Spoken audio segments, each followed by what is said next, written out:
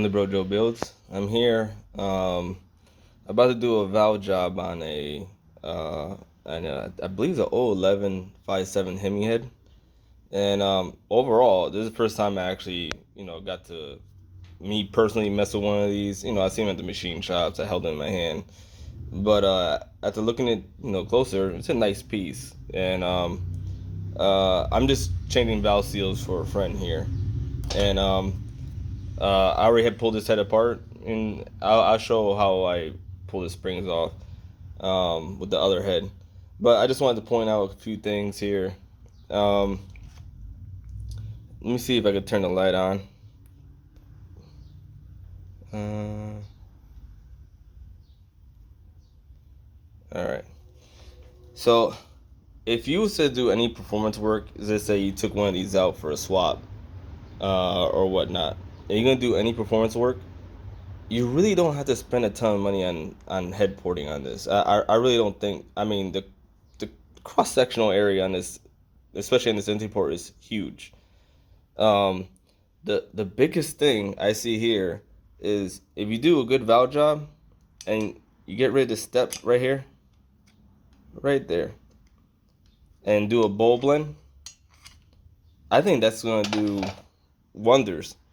Making this port bigger, especially at a smaller displacement size that a 5.7 is, or I think it will hurt you more than anything else. I mean, these ports are huge, and nature of the Hemi, it goes straight to the back of the valve.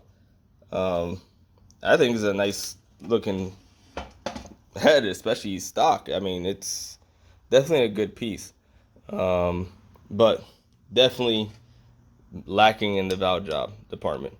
A good valve job, like, don't waste your money on porting this head. Is my point, my opinion.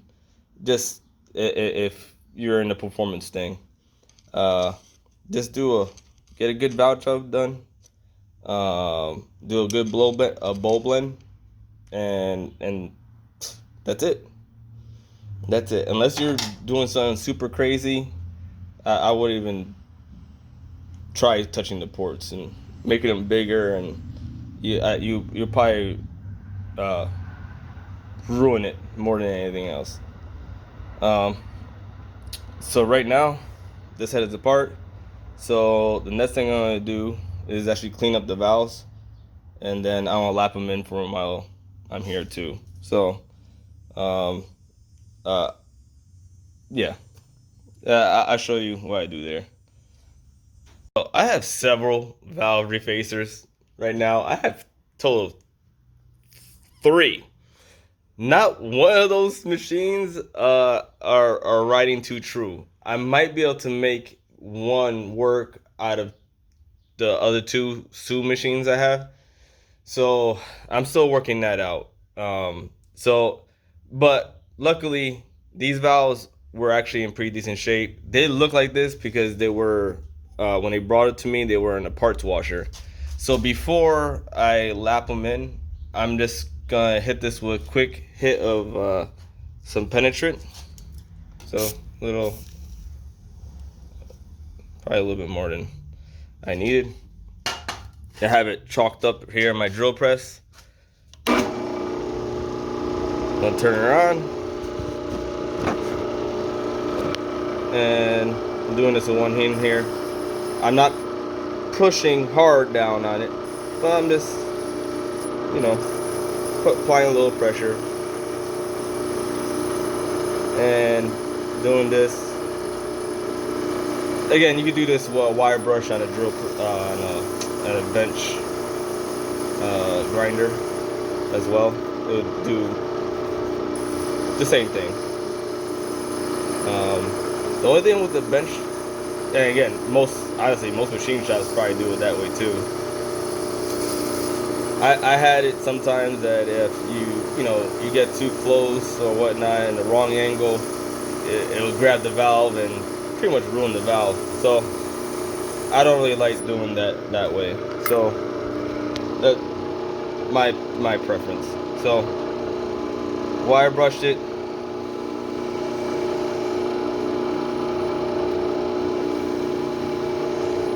wiped it down.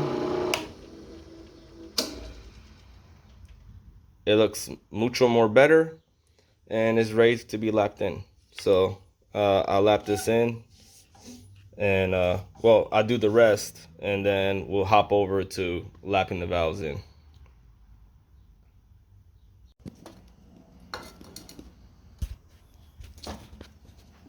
Next step, I take this I forgot, cross buff they call it, and I'm not gonna do this too much with one hand, and I'll just stick it a little bit behind the seat and just clean a little bit of the area behind the seat. Just to help get rid of any extra, carbon deposits or whatever that may be building up in the area. I'm not looking to polish or whatnot. I'm just gonna clean the area, get rid of some of the the garbage. So yeah, I'll finish doing this, and we'll get the lapping compound out.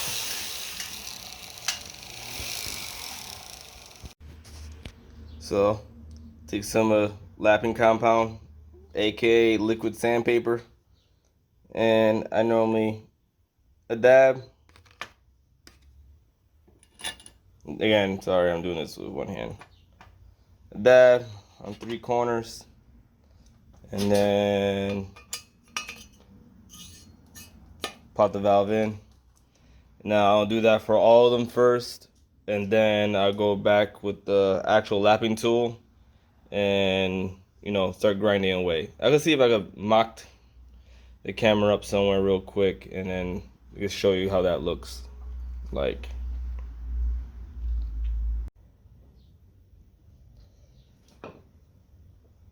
All right, so lap the valves in right now. Got them all in there. Few things while I'm here. All this is just a stick with a suction cup on it, and you kind of do it till you hear a sound. Spin it, and you'll start to hear it. I don't know if you can hear this over the camera. You hear that fine? See how it got a little bit finer there? That's what you're looking for. It's also important to be realistic. If the seats are trash, lapping the valves ain't gonna do nothing. If your valve guides are shot, don't waste your time. You need to repair the head first.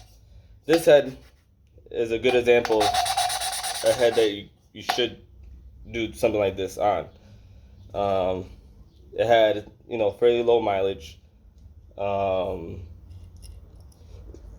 like only 100,000 miles on it. It had a lifter issue, so while he was there,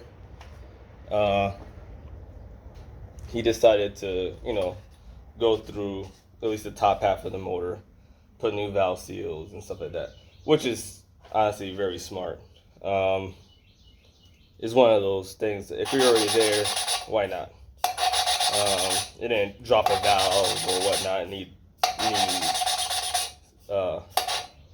valve seats, but it's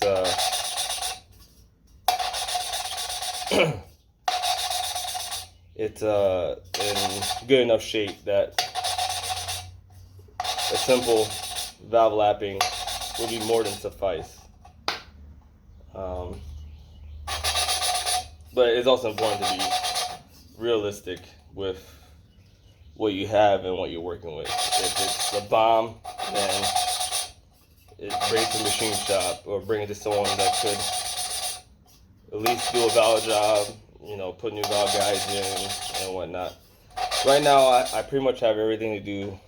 I have a whole new way set up, so I can start doing valve jobs here.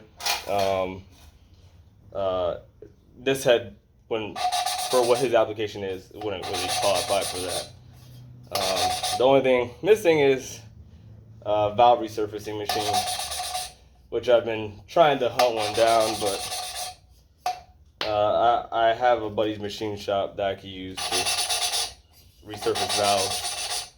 But I normally, if I have a few of the same head, like I have a few LS heads, so I don't do them all at the same time. That way.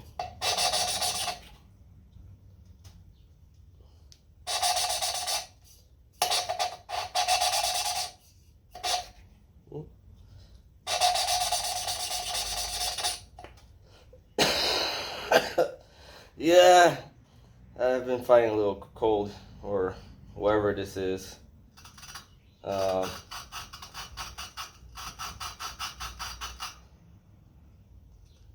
I can't wait till I'm over it.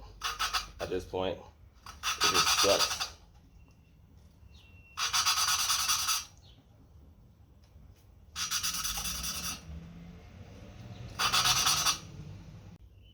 All right, so that little gray around the seat ring,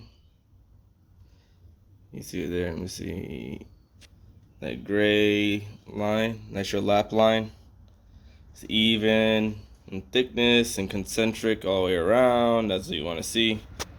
An example of it on the valve. Now, if these valves were refaced, the lines will look much better. But being that we're reusing the valve as is, pretty much just cleaned up, this is as good as you get. You really can't see the light. Actually makes it worse. Let me see. You kind of see the line a little bit better there. That's all I'm looking for. Making sure everything's concentric for the most part. So, all right, this part is done. Now flip the head around and start installing the seals. So I have a seal driver, but at the same time, a pro tip. These take this style seal. When you're knocking them in, since the dawn of creation of the automobile engine, mechanics has been using sockets to help knock the seals in. So for this size seal, a 1/2-inch socket will work just perfectly. And then when you're putting it in, make sure you're straight. I can't do this with 2 hands, but let me see.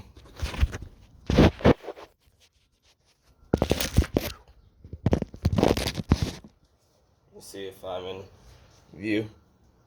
All right, yeah. So you can't see exactly what I'm doing here, but again, look how hard I'm swinging. I'm not trying to major league these into place. I'm just soft taps and make sure you send it home evenly, and that's it. That's all it takes. So repeat the process as many times as you need to, but that's all it takes.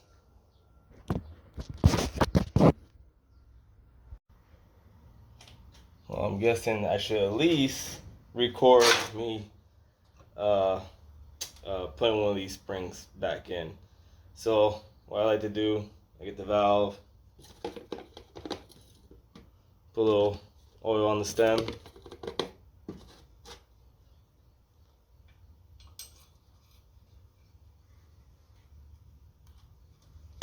send her home, and then on this pair, it takes a little steel shim. Put the shim in.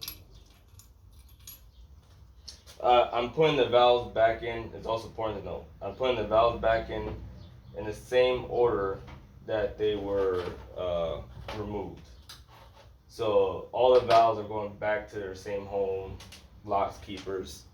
It's good practice. If you're not going to do a valve job, then you need to put the valves back into its original home.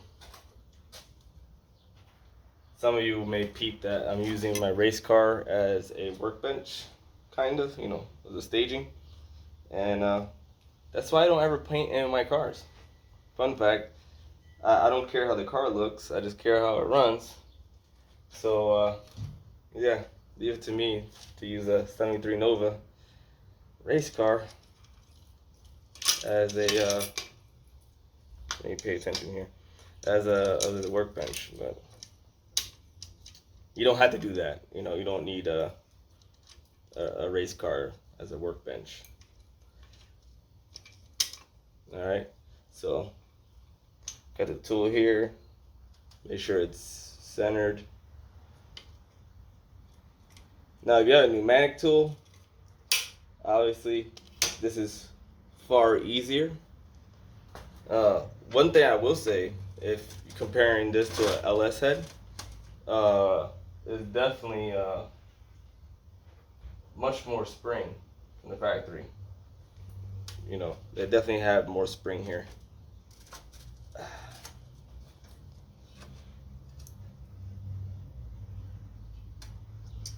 Most likely the valve itself is a little longer, and I don't know, I didn't measure the stem. And they seem similar to stem. I have to wiggle this a little bit here. Alright. So back to soft loader. Woo. And that's it. And I'll keep repeating the process.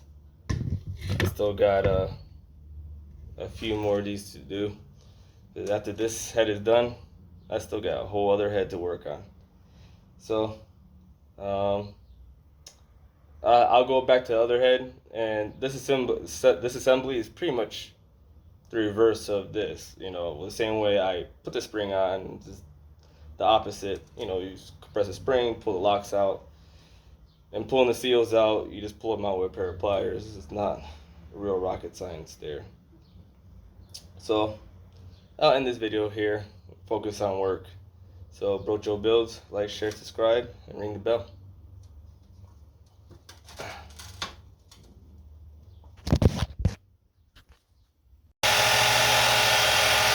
Safe to say this valve grinding machine has a little bit too much run out. I don't know if I can get a new head for it or what, but yeah, that's about 7 thou, give or take. So yeah, obviously too much to have concentric seats. So I need to I try to get my head station all set up. I got the new weight cutter machine, and you know, I'm getting things set up here so I can actually get some work done. I have another valve grinding machine. I think I'm gonna have to dig it out and see how much run out that guy has.